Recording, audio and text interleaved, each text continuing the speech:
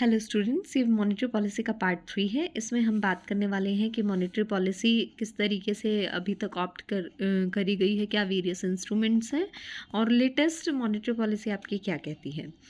तो बेसिकली हमें पता है कि मॉनेटरी पॉलिसी एक डायनामिक और सेंसिटिव फंक्शन रही है सेंट्रल बैंक का, जिसके थ्रू मनी को कंट्रोल करता है सेंट्रल बैंक कि कितनी मनी सप्लाई आपकी इकनॉमी में होनी चाहिए। और पहले क्योंकि ये 2 बार अनाउंस की जाती थी और अभी बाई मंथली पॉलिसी है, तो ये साल में 6 बार अनाउंस की जाती है मॉनेटरी पॉलिसी कमेटी के थ्रू। और मॉनेटरी पॉलिसी के अंतर्गत बहुत सारे अलग अलग इंस्ट्रूमेंट्स आते हैं। जैसे हम बात करें कि किस तरीके से, तो मॉनेटरी पॉलिसी में इंस्ट्रूमेंट की बात करते हैं, CRR या कैश रिजर्व रेशो। हम इन इंस्ट्रूमेंट्स की पहले भी बात कर चुके हैं। यहाँ पर बेसिकली हम देख रहे हैं कि इनका ट्रेंड किस तरीके का रहा है। तो CRR की यदि बात करें, जो मिनिमम कैश रिजर्व रखना होता है कॉमर्शियल बैंक्स को RBI के पास, वो 3 से 15% तक हो सकता है। जो बैंक की नेट डिमांड और टाइम लायबिलिटी है उसका 1990s से यदि हम CRR की बात करते हैं, तो बैंक्स ने ज़्यादा से ज़्यादा इकनॉमी में लैंड करने के उद्देश्य से ये जो इंटरेस्ट रेट्स हैं लोन्स पर, उनको कम किया है। और RBI ने पहले क्या करता था कि बैंक्स को एक इंटरेस्ट इनकम देता था CRR पर, लेकिन 2007 के बाद इस चीज़ को डिसकंटिन्यू कर दिया गया है। रेशो जो है, जो हाई रखी जाती थी, उसको 2003 में ड्रास्टिकली काट दिया गया, कम कर दिया गया और 4.5% तक रिड्यूस कर दिया गया। CRR की हम बात कर रहे हैं जहां। और सबसे बड़ा मेजर डेवलपमेंट 2007 में हमें देखने को मिलता है, जहां पर एक अमेंडमेंट किया गया और गवर्नमेंट ने जो लोअर सीलिंग थी CRR पर, उसको ख़त्म कर दिया। यानी अब RBI के पास ज़्यादा से ज़्यादा फ्लेक्सिबिलिटी रहेगी कि वो अपने हिसाब से इस रेशो को फिक्स कर सकता है। और RBI क्योंकि हम कह रहे थे कि 3 से 15% के बीच में इसको फिक्स कर सकता है, लोअर सीलिंग हटा दी गई, यानी ज़रूरी नहीं है कम से कम ये 3% होगी, ये इससे कम भी हो सकती है। फरवरी 2020 की यदि हम बात करते हैं, तो RBI ने क्या अलाउ किया बैंक्स को कि वो ऑटोमोबाइल्स, रेजिडेंशियल हाउसिंग या MSMEs हैं जो, उनको लेंड कर सकता है, उनको प्रायोरिटी सेक्टर माना। और इन सेक्टर्स को लेंड करने के लिए किसी तरह की CRR की कोई मैंडेटरी कंडीशन नहीं थी। और ये प्रोविज़न 31 जुलाई 2020 तक कंटिन्यू रखा इन पर्टिकुलर सेक्टर्स के लिए, क्योंकि हमें पता है कि 2020 में हमारी इकनॉमी कोविड की सिचुएशन को फेस कर रही थी। हमारी इकनॉमी ही नहीं बल्कि ग्लोबल लेवल पर कोविड का असर देखा जा रहा था। तो ऐसे में ज़रूरत थी इकनॉमी को बूस्ट अप करने की। तो ये एक बहुत ही इम्प्रेसिव स्टेप था, जहाँ पर कुछ प्रायोरिटी सेक्टर्स के लिए आपने जो CRR की कंडीशंस थी, RBI ने उनको रिलैक्स किया और जुलाई 2020 तक इस प्रोविज़न को ओपन रखा। 2020 में मार्च में यदि आप बात करते हैं, तो CRR को 3% तक लाकर रिड्यूस कर दिया गया था। SLR या स्टैट्यूटरी लिक्विडिटी रेशो, यानी जो रेशो लिक्विड फॉर्म में बैंक्स को अपने पास मेंटेन कर रखनी होती है, ये 25 to 40% तक फिक्स की जा सकती है। और ये जो लिक्विड फॉर्म में एसेट्स बैंक्स को अपने पास रखने होते हैं, बैंक्स किसी भी तरह के लिक्विड एसेट्स में यहाँ पर इन्वेस्ट कर सकता है, लेकिन बैंक्स को ज़्यादातर चॉइस नहीं मिलती और ज़्यादातर उन्हें गवर्नमेंट सिक्योरिटीज़ में ही इन्वेस्ट करना पड़ता है। 1990s से यदि हम देखें SLR का किस तरीके का ट्रेंड रहा है, तो रेशो को 1997 में ड्रास्टिकली कम कर दिया गया, 25% कर दिया गया, जो कि पहले 32% थी।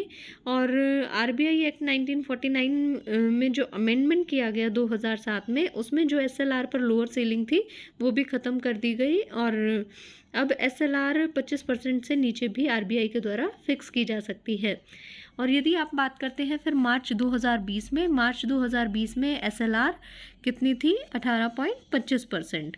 और किसका परसेंटेज होता है ये? जो भी बैंक की नेट डिमांड और टाइम लायबिलिटीज़ होती हैं उनका परसेंटेज होता है।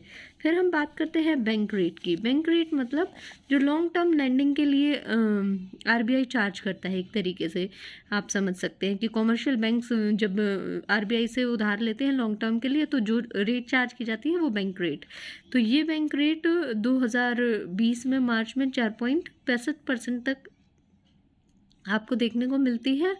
और इसी के साथ हम यदि बात करें रेपो रेट की, तो रेपो रेट पर जो रेट ऑफ इंटरेस्ट है वो शॉर्ट टर्म बोरोइंग के लिए है बेसिकली इंडिया में। और इन यहाँ पर हम इसको इंटरेस्ट रेट नहीं कहते हैं बल्कि एक डिस्काउंट कहते हैं गवर्नमेंट सिक्योरिटीज़ पर, क्योंकि ये गवर्नमेंट सिक्योरिटीज़ बेसिकली इंस्टीट्यूशन जमा कराता है कोई भी जो शॉर्ट टर्म के लिए फ़ंड्स को बोरो करना चाहता है, और जब इन सिक्योरिटीज़ को आरबीआई से वो रिलीज़ कराएगा तो जितनी भी वैल्यू है रेपो रेट की वो सिक्योरिटीज़ की वैल्यू में से काट ली जाती है।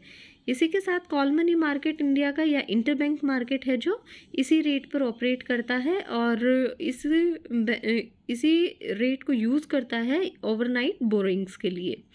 और मार्च 2020 में जो आपकी ये रेपो रेट है वो 4.40% थी। फिर रिवर्स रेपो आती है, ये वो रेट ऑफ इंटरेस्ट जो आरबीआई पे करता है अपने क्लाइंट्स को जो शॉर्ट टर्म लोन उसको ऑफ़र करते हैं। और मार्च 2020 में रिवर्स रेपो रेट है जो वो 4% तक थी। और ये एक तरीके से रेपो रेट का रिवर्स है। और ये फैसिलिटी 1996 में ये शुरू हुई थी कि लिक्विडिटी एडजस्टमेंट फैसिलिटी के पार्ट के तौर पर आरबीआई ने इसे शुरू किया था।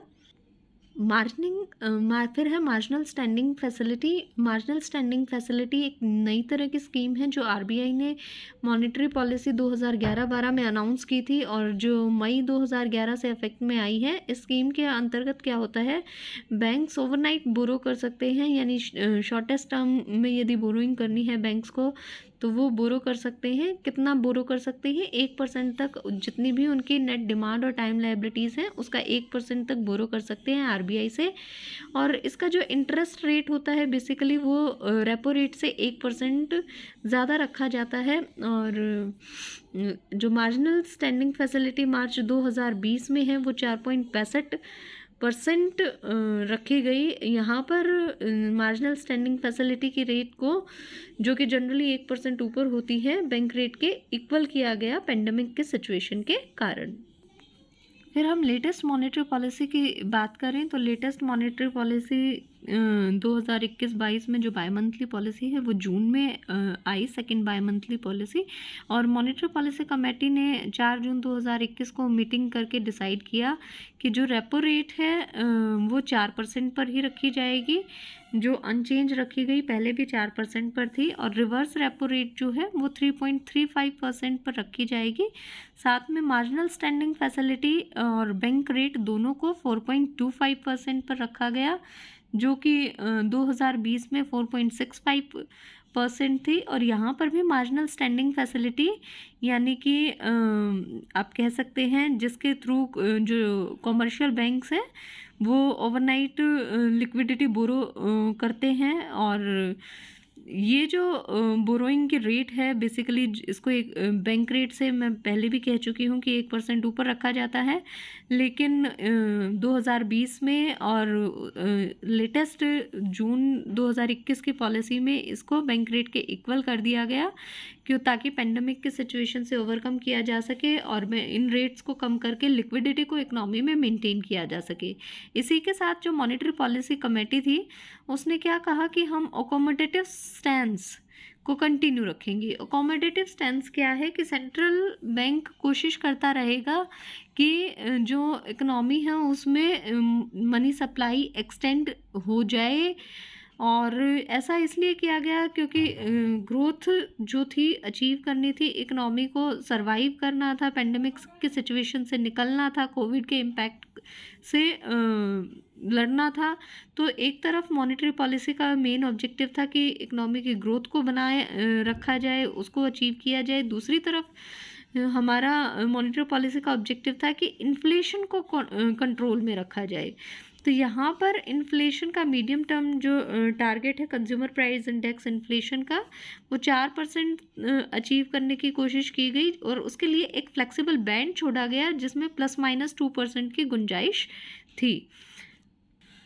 इसी के साथ आरबीआई ने रीशोरिंग स्टेप्स लिए कि एडिशनल लिक्विडिटी हाउसिंग सेक्टर में वो बनाए रखें। हाउसिंग सेक्टर को एक प्रायोरिटी सेक्टर की तरीके से ट्रीट किया गया और इस तरीके की इंटरवेंशंस ली गई कि हाउसिंग सेक्टर के फाइनेंस जो हैं वो बढ़ सकें। इसके लिए नेशनल हाउसिंग बैंक एनएचबी को जो फाइनेंस था वो इंक्रीज़ किया गया और हाउसिंग सेक्टर को प्रायोरिटी मानते हुए जो नॉन बैंकिंग फाइनेंशियल कंपनीज़ थी उनको भी ज़्यादा से ज़्यादा फंड किया गया ताकि वो फर्दर हाउसिंग लोन्स प्रोवाइड कर सकें। इसके अलावा आरटीजीएस और नेफ्ट जैसे जो फैसिलिटीज़ हैं जो बैंक्स के थ्रू प्रोवाइड की जाती हैं उनको डिजिटल पेमेंट इंटरमीडिएटरीज़ के थ्रू भी प्रोवाइड करने की कोशिश की जाएगी, एक्सटेंड किया जाएगा। वेज और मीन्स एडवांस की जो लिमिट है उसको फ़िलहाल बढ़ा दिया गया है और करंट लिमिट से 46% तक इन्हांस कर दिया गया है ताकि इकनॉमी में ज़्यादा लिक्विडिटी आ सके और 50,000 करोड़ का एक लैंडिंग सपोर्ट प्रोवाइड किया गया है नाबार्ड को, नेशनल हाउसिंग बैंक को और सिडबी को एक फ्रेश लैंडिंग के तौर पर 2021 में, ताकि जो एग्रीकल्चर है, हाउसिंग सेक्टर है या सिडबी जिनको लोन देता है, मतलब जो एमएसएमई सेक्टर है, तो इन सेक्टर्स को प्रायोरिटी मानते हुए इन सेक्टर्स में जो फ्लो ऑफ क्रेडिट था उसको बढ़ाने के लिए नाबार्ड, एनएचबी और सिडबी को लोन्स प्रोवाइड किए गए। इसके अलावा गवर्नमेंट ने जीसैप को ऑप्ट किया और ये जीसैप एक एडिशनल इंस्ट्रूमेंट है जो कि नॉर्मल इंस्ट्रूमेंट नहीं है